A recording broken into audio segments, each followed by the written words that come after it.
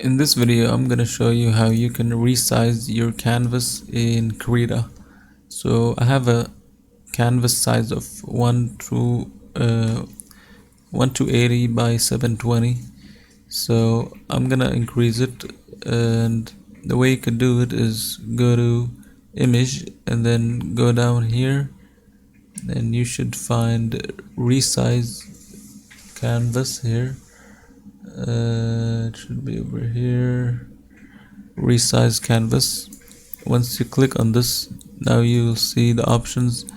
Let's say I want to have 2000 by 2000, and this should help me.